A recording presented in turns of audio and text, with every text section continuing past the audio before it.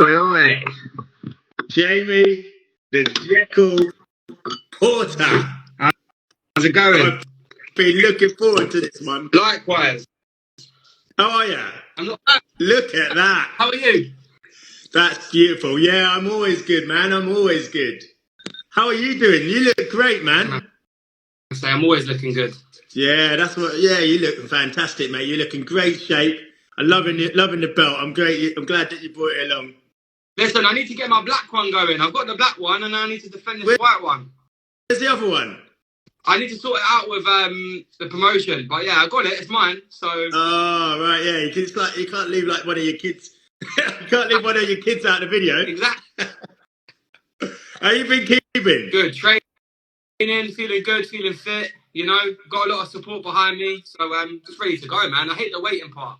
Yeah. Well, listen. Welcome to the Gunman Insta Live. This is a platform that has been set up for young, hungry fighters like yourself to be able to come on and share your journey with the fight fans and give us an insight into the fight game.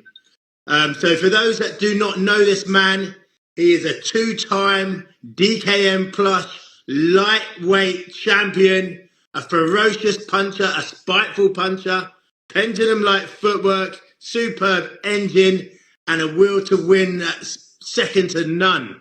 He's on a 5-fight win streak, and for a young lad, he's got unbelievable head on his shoulders. So listen up. The first question that I really need to ask you is, how is a grown man, 63 kilos? I'm small, man. I'm like 5 foot. How tall am I? I think I'm like 5'7.5". But just fit. I'm naturally fit. Like my dad's quite lean. My mum's quite lean. I've got a lot of fit people in my family. So I'd say it's just kind of running in my genetics. And the reason I'm so light, 60 kilos, I'm a weapon at. Like, yeah. I used to fight at 64. My first 2 fights were at 64. And I felt comfortable at that weight, but I knew that 60 I could be a problem. So yeah. Here I've got to say, with the lighter guys, you know, I fought at super middleweight, and I walked around as a light heavy. maybe even like nip into cruiser occasionally over Christmas, over the festive period. But like, you know, you're a light guy, but with that comes speed. With that comes real. Like, it's easier to have an engine and throw more punches with the smaller fighters. Obviously, as you go up the weight divisions, you tend to see less volume and less output. And your output can be tremendous, and you can use that to your advantage. So, listen, in terms of your fighting style, for someone who hasn't seen you, how would you describe yourself? I don't know.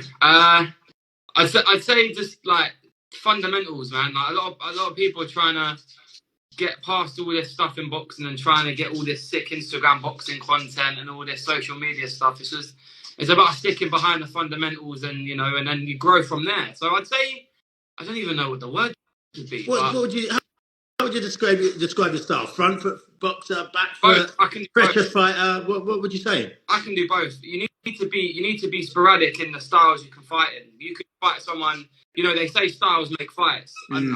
Any fight you want, I'll tell you that. Oi. Yeah. So. You think you can do a bit of everything? 100%. I can fight in the pocket. I can fight at distance. I can box. You know, I can brawl. I've been.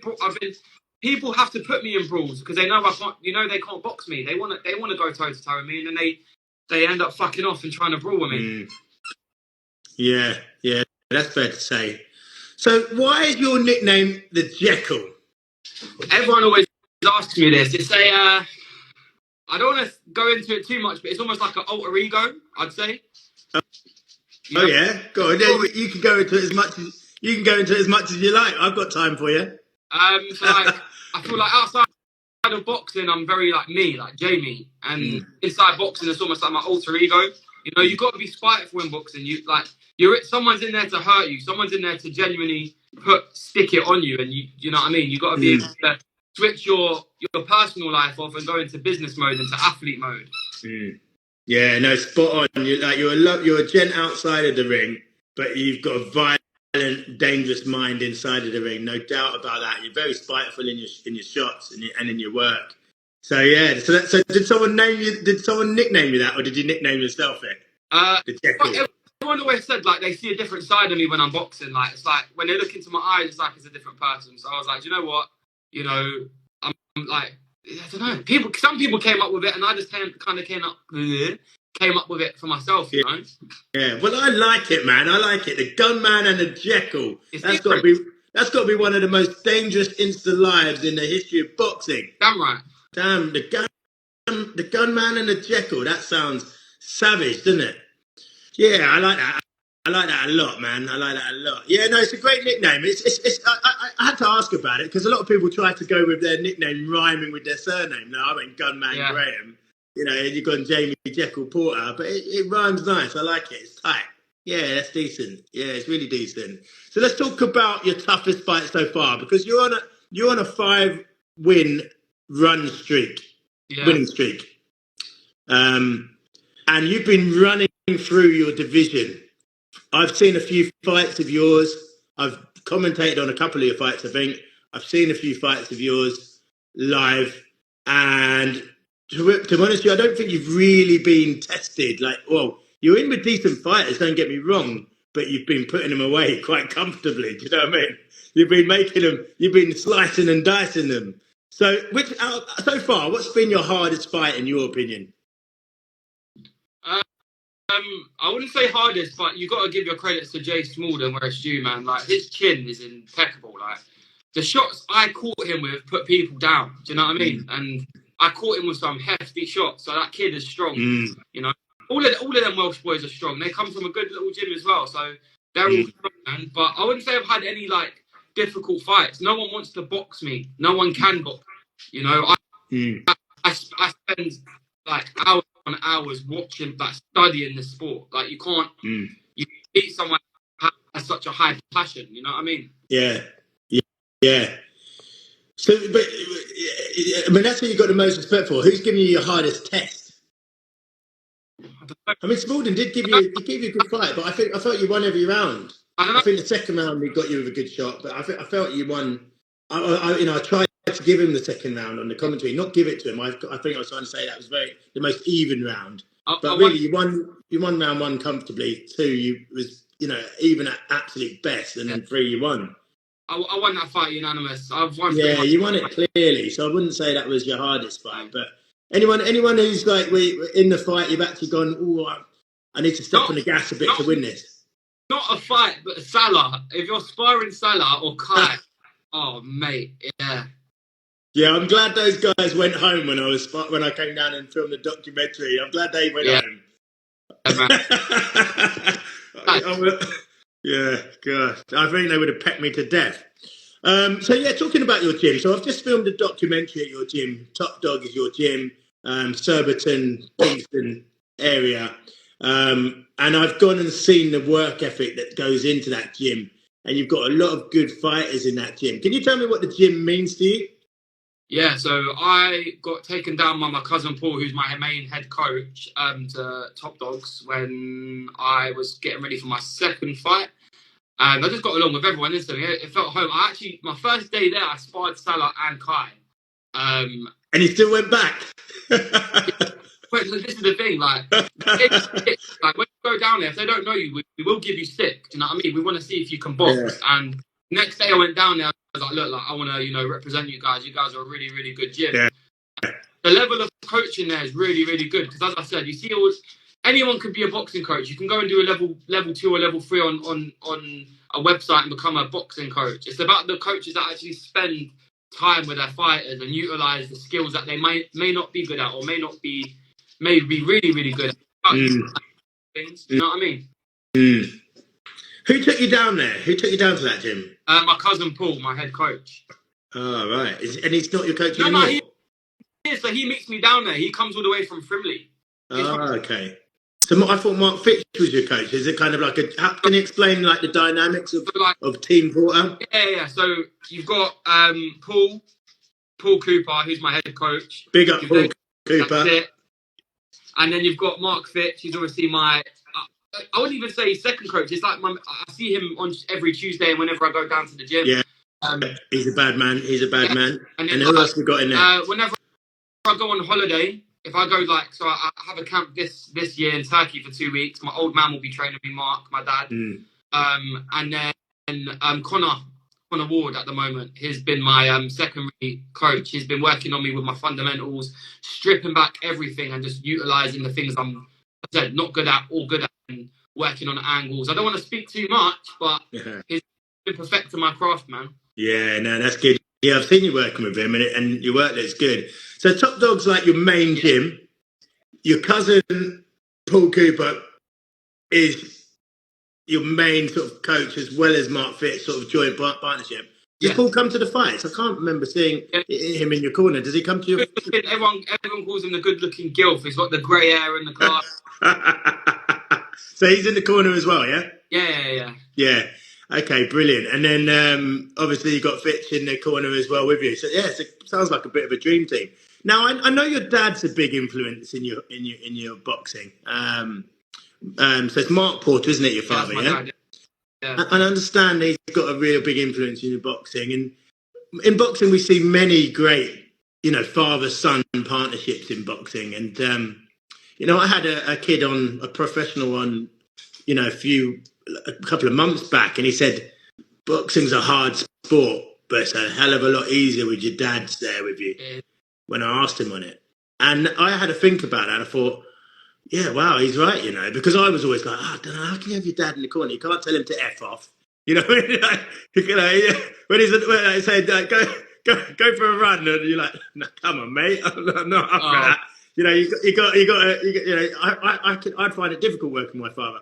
But when he told me that, I actually thought, yeah, when you think of some of the combinations, Lomachenko and his father, Mayweather and his father, the Haneys, the list goes on. I mean, I'm going to miss a load out, but you get the gist. So can you just tell us how your father is an influence in your boxing? As Marshall just said, the real man behind the madness. Yeah, like my dad really, my dad nice. Funded my gym that I have, like my little gyms that I train at whenever I can't get down to Kingston. Yeah. Built that for me. I was caught up in the wrong environment outside of boxing. And then he built that, and he said, look, you need to get in the gym, perfect your craft. You're good at this. So perfect it. And he'd come in late at night, padding me. He still does. No matter what time he finishes work.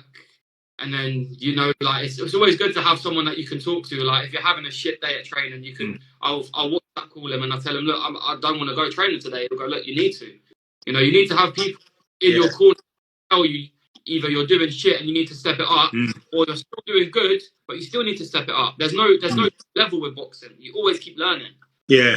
And the thing is with having your father in the team is, he ain't going to tell you no bullshit. You know what I mean? Like, he just ain't going to tell you no bullshit. So he's not going to blow smoke up your ass. Whereas you've got yes men and hype men and guys that just want to be around you, they will just give you like, you're the champ, and you won't have someone say, look, you need to put your finger out your ass here, otherwise you're going to lose your next fight, or you're not fit enough, or whatever it is.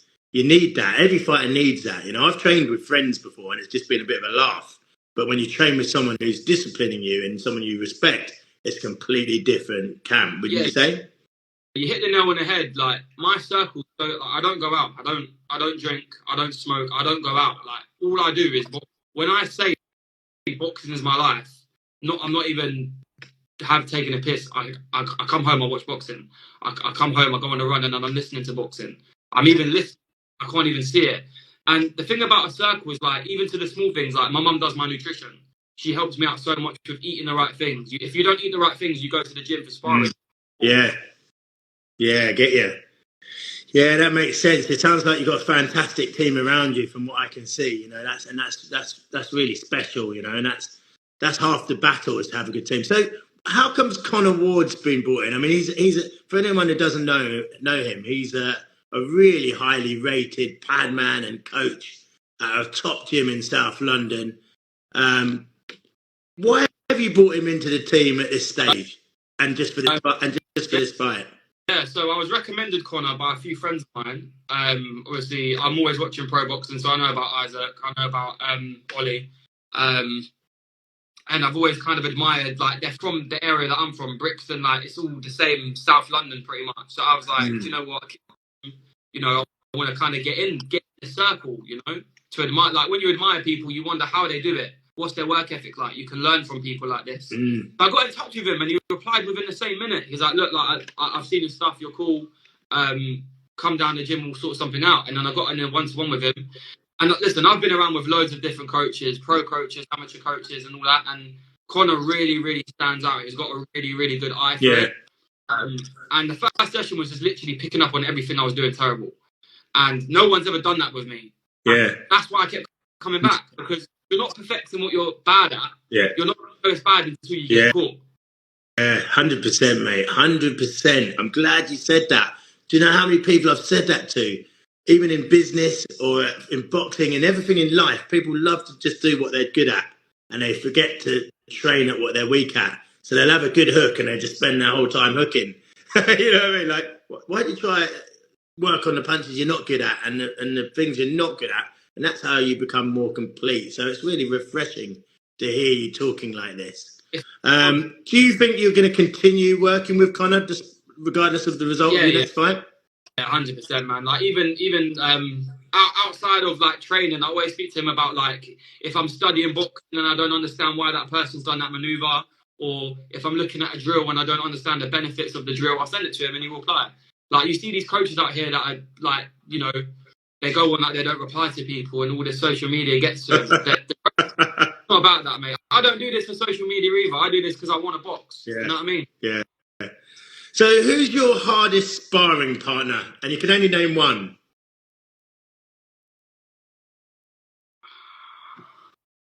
I'd say Salah. I'd say MMM, yeah. I'd say Yeah. Yeah. Yeah. I thought that would be your answer. It's either between him or Kai, but because I can only choose one name, I'd say Salah. Yeah. Yeah. Yeah. Relentless, yeah. Relentless, that guy. His work ethic is superb. And I think I've told you this, but, you know, I really connected with him. I interviewed him. I really connected with him and his opponent, Malio. I connected with both of those guys. Quality operators and class acts, both of them. 100%. Any young fighter can learn off of guys like both of them, honestly. What I really want to know is, how many goddamn tattoos have you got? I think I've pretty much got like 70% of my body covered. Really? Yeah, I'd say so, yeah. Which one was the first one? Oh, that's been covered up. I got my first tattoo when I was like 15. Yeah, how old are you now, though? You've done it all in like 4 years or something? 5 years? Yes, how old are you? How old are you now? 19. Yeah, so in 4 years, you've absolutely gone to town. This ink isn't the same guy that tattooed me first. This is all the same ink. Like, I've got my ears tattooed, I've got my spine tattooed. But I'd say 70% of my body I've got tattooed. Yeah, so here's Conor Ward Boxing. He's jumped on. I have to get him on an interview. As I said, he's amazing. Love to have him on. His passion for boxing is like impeccable. Like, as I said to you, like outside of the gym, when I'm watching boxing and I'll send him videos about why I'm confused about this little maneuver, like, he'll answer. And coaches will be like, you know, I'll tell you when I see you. But he tells me these things, or he'll tell me little things to go in the gym when I'm by myself. Do you know what I mean? It's beautiful. It's really, he's got an eye for this sport, so you need to get him on.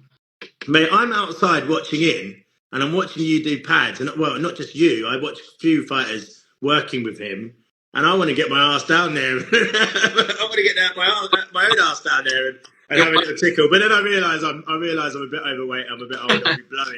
I'll be blowing in no time. But yeah, it looks like a fantastic chemistry you guys have on the pads. And you know, I think Mersey just jumped on. I thought it was only right that we you know, give his work accreditation, because it looks absolutely smooth. It really does. Yeah. His work looks smooth, and I'm a student of the game. I love my boxing, a bit like you. I live and breathe it.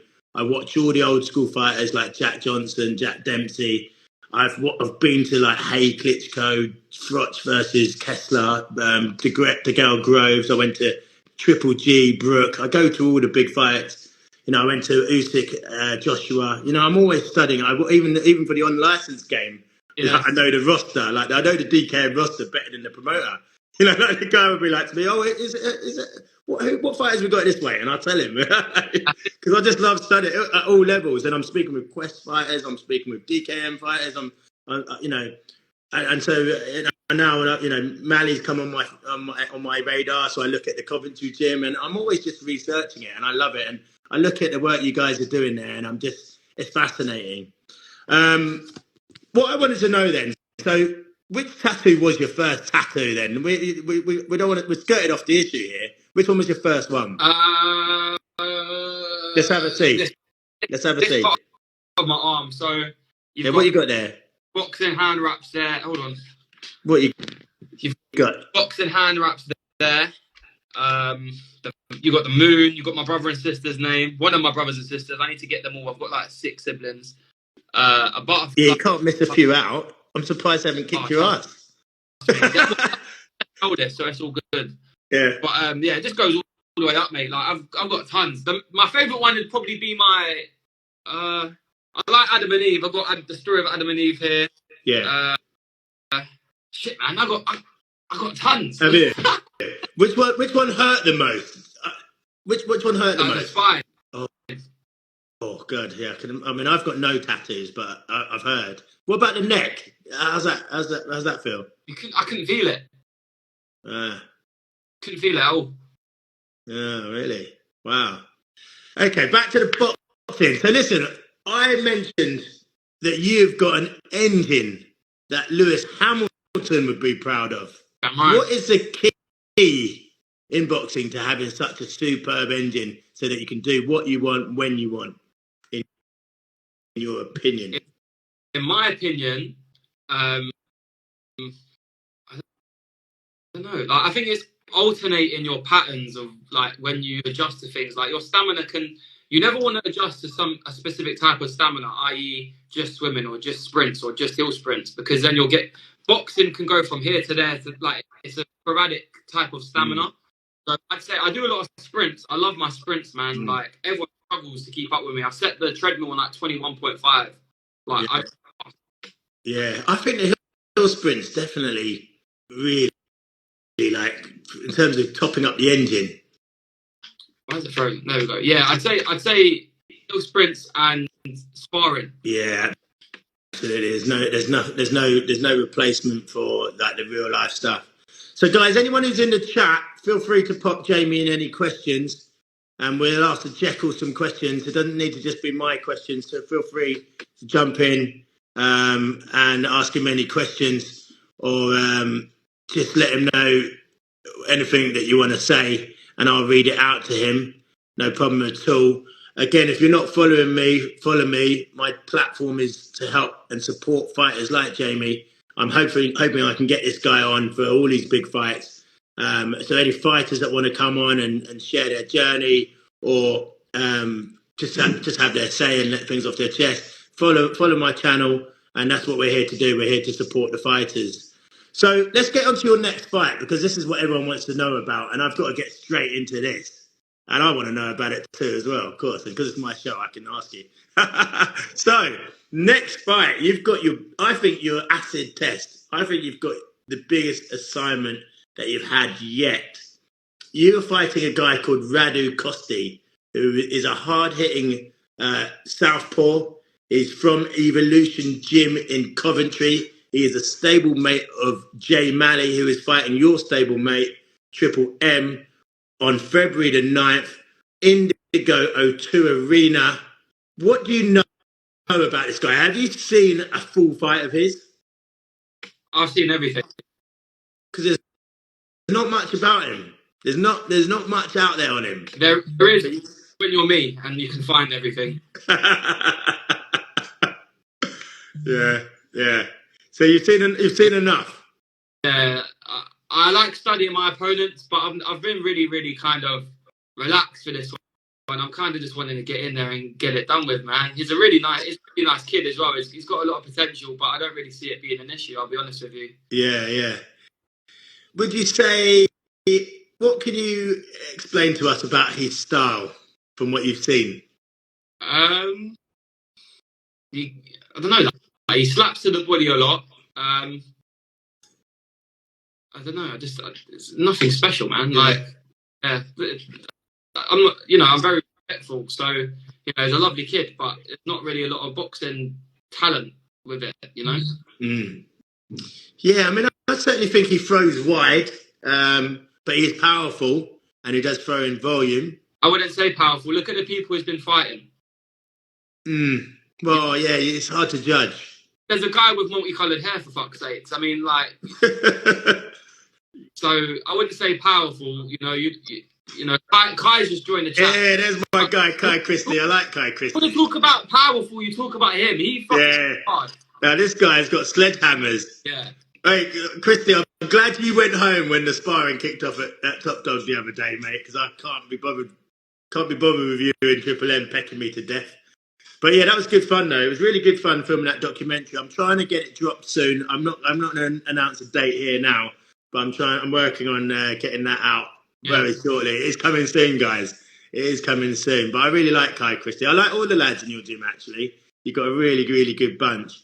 So I was going to just ask, so what do you think Radu Costi does well? You're saying he slaps to the body. What do you think he does well?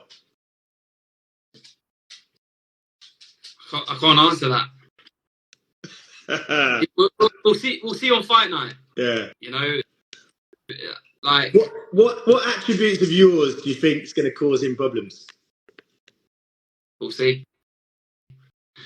I know one of them lot is going to watch this, so I don't want to give away too much. No, of course, mate. But look, it's my job to try and you know get. It's my job to talk about it. You're fine. You're doing your job, mate. You keep going. But I always I just like to ask questions that people want to know. Yeah. You know, do you know what I mean? That's what it's not even my job. It's what I want to hear. You know, I want to just try and pick your brain. You know. Yeah. Yeah. I mean, listen. I said that he's going to be your toughest assignment. My reason for thinking that is because he is coming from a good stable. He has been winning. He has been knocking people over. He's got a decent record. He's got a good camp. The coach is highly rated that he's got. Shaz, their coach, is highly rated, and I think he's better than the guys that you've fought so far. But we will see. You know. So I think he's going to come hungry and he's going to come to win. He's coming to London from Coventry, so he's going to come and try and make a name for himself. So I'm expecting it to be a real war and a good fight. And I for one can't wait. And so anyone who wants to go to that fight, they need to make sure they hook this man up for a ticket and get yourself involved. Can you give me a prediction then? Give me a prediction. Is he going to see the final bell? Listen, this is what I do and I don't like about boxing. I think respectfully, I can't let it go to a majority or a split. Like, if it goes to a decision, it will be a unanimous decision. Look, as you just hit the nail on the head, it's coming all the way down from Coventry. It's not going to go down without a fight. But you know, I've had a kid from Liverpool that I put down twice in the first round. I've had a kid, you know, that Welsh kid. You know, hurt him really badly within 3 rounds of having him. So you know, respectfully, whatever happens in the fight happens, man. But I don't like saying predictions because, you know, some people take it respectfully, but I'm feeling confident. I'm feeling ready. I just want to get in there and fight. It can be, you know, it can be tonight, tomorrow night, or it can be next Friday. It doesn't matter to me. Yeah. I mean, you've talked about quite a lot about, you know, Instagram boxers and trash talking. It pisses me off. And it does annoy you, yeah. And but however, I was kind of like, I always thought trash talking is quite good fun, you know. And when I was fighting, I thought it's the entertainment game. It's the entertainment game. People want to see excitement. So I've never had a problem with showboating, trash talking. In fact, I love it. However, what you said about the Instagram boxing, like where you see guys just like, you know, posting and talking, but then just not fighting. No, I don't love that. I think it's disgraceful. What do you mean by when you say about fighters on Instagram pissing you off? What is it? What is it that annoys you? Oh, mate, like posting you know, all this flashy pads and all this, like, you know, quickly filming themselves on a treadmill while they're doing that, and, you know, then they go home. And, you know, just being called out. Like, I don't think I've ever really been called out, I don't think, other than once. But that's about it. I don't know. I don't think I've had any beef in a fight, in a build up to a fight at all, or is it always respectful? A little bit, yeah, but it didn't really. It fight never happened, and I ended up getting Smaldon. Right. Oh, was that Remy? Yeah, Remy Farrar, is it? Farrar. Oh, yeah. So what happened there? Tell us. Tell us more. So we agreed for 60 kilos, and then I kind of found through the grapevine that his last fight was at like 66 or something like that. And this was only a couple of weeks out from the fight. So I wanted to make sure that his team was cool with the weight. And he said that he wanted to do 64 or 63 or something like that. Now, I'm the champion. It's at my weight. You know, the belt was obtained at 60 kilos. The belt's not moving from this weight. Do you know what I mean? Like, the 60 kilo mark is from 60 to 62. Like, this is what the belt is, you know. Yeah, no, I agree with you, man. You're the champ. You got to call your stuff, but there's weight classes for a reason. You know? Exactly. Look, you got to think. And by the time people drink and eat, do you know what I mean? Like, they come in at 64, 65 kilos. So, you know what I mean? Like, there's some boys that I've seen that, you know, weigh in at lightweight but come in at 66 kilos. It is bad. Yeah, no. Yeah, listen, you can't play with the weight, and I think especially with unlicensed boxing, I mean, always check the weight, man. Always check the weight. You know, people die in this. Do you know what I mean? Boxing's not a game. You can't take the piss out of people and then you get hurt. You get hurt in the sport. Yeah, you can't play boxing, man. You can't play boxing. You can play cricket, play golf, play rugby, but mate, you can't play boxing. It hurts when you get hit, and it can be fatal. You know, so weight classes for a reason. I've always said that. You know, it's difficult to, you know, it's fine sparring guys that are bigger than that. But listen, if a big guy turns it up on you, or if it was in a fight, there's a reason why you got weight classes, because the punches just are much heavier. Yeah. If on February the 9th, you get stretched out like a limousine in round number 1, would you be able to cope with that? I'm just reading the comments. Right? I don't like ignoring people. Wait. I can't see what he said there. Weight fights weights. Oh yeah. Spot on. Jamie Porter, you with Top Dog, right? Yeah, bro. Sorry, what was the question? I got completely distracted. I was just saying, if you was to get stretched out like a limousine, round 1, would you be able to cope with a defeat like that in your biggest fight? Listen, if I wouldn't have taken the fight if I didn't think I could have dealt with a defeat. I think fighters always think of a worst case scenario, and that's why they train their asses off. Do you know what I mean? So let's ask some of the comments. We're not ignoring people. Sorry, we're stuck into deep conversation. Thing is with you and I, Porter, is we could talk boxing for hours. So the thing is, we've got to be careful that we don't ignore anyone in here. So so Conor Gilliard, another fighter, fantastic fighter. And I'm going to be getting him in on here, but I'm saving him to closer to his fight. Conor, I'm saving you to closer to your fight, because he's got a huge mouth-watering fight coming up on the 24th of March against one of your stablemates, in fact. How do you see that fight going? I don't know, man. I've not really seen that much of Conor Gilliard. I know he's actually got some really, really good boxing skills, though. Like I was there when he was fighting in the prison. Is it Kingston? Yeah. Yeah, because I bumped into you, isn't it? So yeah, I was there. Yeah. I was watching him fight. Yeah, that was it. Yeah, that was prison. Yeah. Yeah, he couldn't really get going because of the guy he was fighting was a little bit messy. But look, man, it'll be good. As I said, I'm always respectful with this sport. You know, to step in the ring is a big, big thing. So best of luck to both of them. Yeah. So we've got AMS Seal Porter, you with Top Dog, right? I think you answered that one. Yes, he is. We've got DKM Plush, which is your promoter. He's saying, can we get a breakdown from Porter, from his teammates Danny, Kai, Triple M, and Pierre?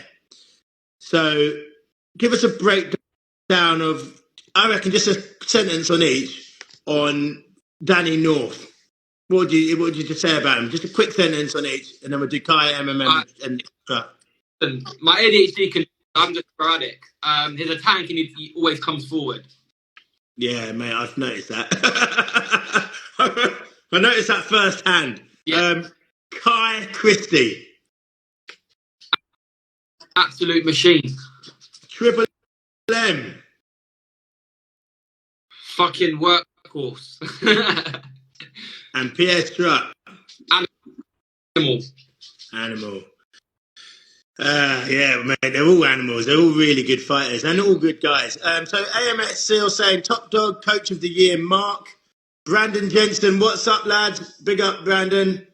Thank you for coming on and supporting us. We've got Kai Forder. He's just put Jamie Porter and he's a king sign and obviously get W. He's got so much behind him, you know. He's got a lot of potential. That Kai kid, man. Yeah, I think he's got it. He's definitely got something special, and he's got an acid test later on in the year as well. So I'm really looking forward to see how his journey unfolds as well. I don't think. Go on. Even think it'll be me and you could talk about boxing for hours. This is about hours, mate. But I don't think will be a problem for Kai, man. Really? I think you can't brawl a boxer. You're just going to get your head jabbed off. Do you know what I mean? And Kai's got such... I know the coach he's with, and, like, they are very, very good. And Kai is very, very good, you know, and he's got a lot of drive. Do you know what I mean? He's not here to fuck about. You know, that weight division, you hit and you're getting hurt. So I just don't think he'll be a problem. I think Kai will be a problem with this whole... right? Yeah, no. Yeah, that's good to hear your breakdown on that fight. I mean, I think it's a closer fight than people think, because I think if there was a bookmaker on it, then Will would be heavy favourite. But I think they're ignoring Kai's amateur background and they're just looking at one, you know, huge knockout or a couple of big sort of finishes from Will. And the amateur, you know, staying straight with your shots, it does cause problems. I guess it's going to be about Forder's chin. Can he take the power? Because he has got brute force, Will. So it's a really interesting matchup, I think. I'm gonna be I'll be commentating on that, and I'm absolutely buzzing for that one. We've got DKM again. Oh, so we've got Brandon Jensen saying his fight has just been announced for the 9th. I'll DM you and we'll have a talk about that. DKM Plus, did you have beef with the Scouser in Greenwich? I like that question. Who, me? Yeah. Oh, man. I don't have beef. I don't, like... People just talk shit, man. Like, I don't entertain bullshit. Do you know what I mean? Like, I've been brought up enough to just have manners, and then, you know, the talking gets dealt with in the ring. He had an interview. He said he would do me in within 2 rounds. And within the first minute and a half, I dropped him 2 times within the first round. Yeah, it's impressive impressive knockdowns as well. Though, he was a lovely kid. Outside, after the fight, it was such a lovely kid. This is the thing. Yeah. So, like, the thing is with me, I don't talk shit. Do you know what I mean? Like, it's so hard to talk shit against someone who's nice. And I'm nice. Like, I can be spiteful. Yeah. But, like I just said, don't make predictions. You know what I mean? Whenever anyone makes predictions against me, they get hurt. Yeah. Would you say that was his name? As I said, he was a lovely lad. I think he had a couple of amateur fights, and, you know, he was game. But, you know, if you wind me up enough, I will hurt you. Well, the detractors would say, when you've struggled in fights, and when I say the detractors, the haters or people that are just trying to beat you, opponents, would say, when you've got messy in your fighting and you've been dragged into a little bit of a scrap, you start swinging, you get a little bit wide, you get a little bit wild. I don't want to say you lose composure, but I'd say you can get a bit messy. You can get messy in your work. And I think opponents will feel that if they can drag you into that spot, that's the best way to beat you. What would be your response to that? Every dog has its tricks up its sleeve, and I work on everything every day, mate. So any style of fight, I don't really give a fuck. Whatever style of fight you want, it'll be it. Do you know what I mean? Yeah. No, that's fair. That's fair to say.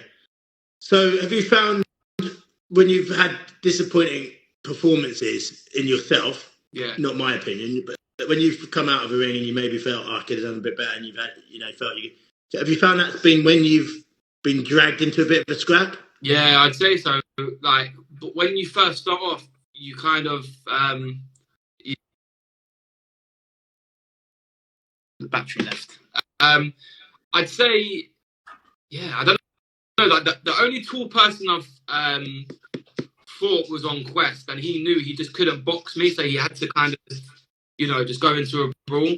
But I'm at a level now where I know how to create angles. I know how to control the center of a ring. And I know how to obtain it. So as I said to you in the beginning, anyone can have a fight with me at any style, toe to toe, boxing, brawl. It doesn't matter to me. Do you know what I mean? It doesn't matter. Yeah, I'm a fan of your style. I'm a fan of your style, and I've said that to you from day dot. But what I don't like seeing from you is when you do get scrappy and you try and look for the knockout, and you start forgetting to go behind the jab, and the footwork goes, and you're just standing there toe to toe swinging. I think it was one of your Quest fights, actually. I just didn't like it from you. I just didn't like seeing that from you. I'll just be honest with you. This is a Gunman Insta Live. There's no silencer here. If people don't like what they hear, then that's.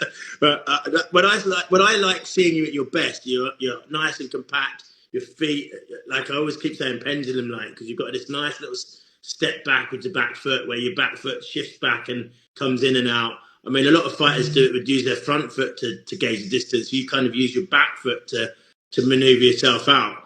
And your hands are compact, and you throw straight, and you do some really lovely combination. You really get some really lovely combinations off, good output. That's when I like seeing you at your best. Yeah. When I've seen you and I've gone, ooh, it's when you've been dragged in a little bit, and you're standing toe to toe, and you some of the times lose that. But that's what happens, and this is what experience that you're gaining. That's, you got to have those moments, haven't you? I suppose. Yeah, I mean, look, I can take a clump, mate. Do you know what I mean? I can take a hit, and I think the only thing, a lot of boxers are known now for like being like a tank and taking hits. You don't want to be taking hits. That's points to an opposing, the opposing side. Do you know what I mean? The whole point of boxing is hit and don't get hit. You know? We've got another question. Sorry, Jamie, I've got to hammer through these because I don't want to keep you on too long. Who are you thinking will win, Danny North or Andy Watt? That's from AMS Still. Danny all day, man. Yeah, that's his stable mate, AMS Still. So he's always he can't say anything else, otherwise he'll get bashed up. And North's the cruiserweight. So we've got Verminator 2013. I'm his biggest fan and critic. Who's that? That's my old man. That's my dad. Oh, there's the Verminator. Big up the Verminator. Yes, he's the biggest fan and the critic. Yeah, that's what I was saying about your dad. He's just going to tell you straight, just like I did now. It's my opinion. I say, oh, look, I love watching you box like this. And I'll tell you, when I don't like watching you box, watching you box is when you're getting dragged in. Yeah. So, but at least you, like, when you've got people telling you the right things, and at least you know who you can listen to and who you can't. And with your dad, you can always listen to your old man, and you can trust his opinion. Let's see what else we've got in there. No other questions at the moment. I've only got a couple more questions for you before we let you go.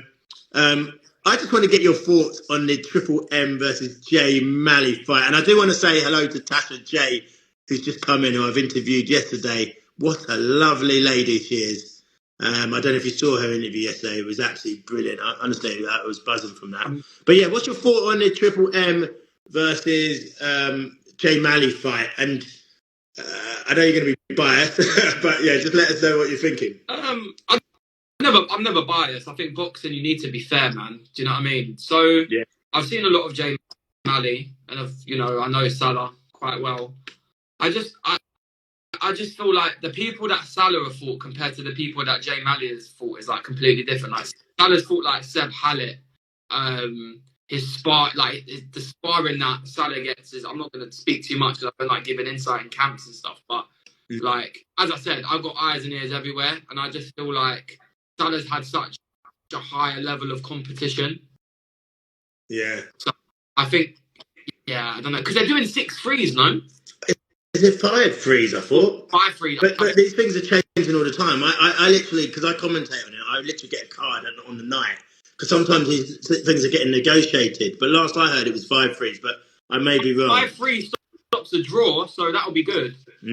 But I don't know, man. I think they both really want it. They both really, really want it. And I heard from the grapevine that what's his name? Jay Maddy's going out soon, so I think he's here to prove a point.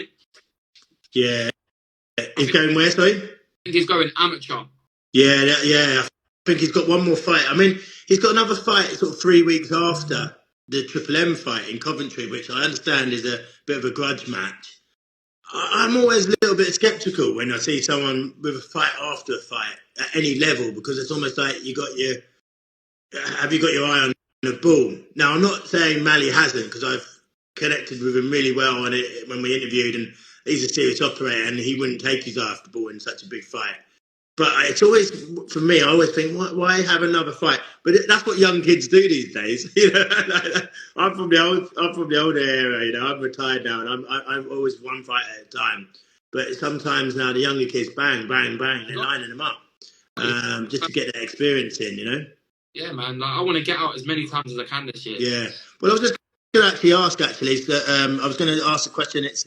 Excuse me if I get these usernames wrong. Since I've been doing these lives, I get some unbelievably tricky usernames. Go on. LIXM. He's asking, we all know the outcome of the fight, and still, what's the plans after the fight and the rest of 2024?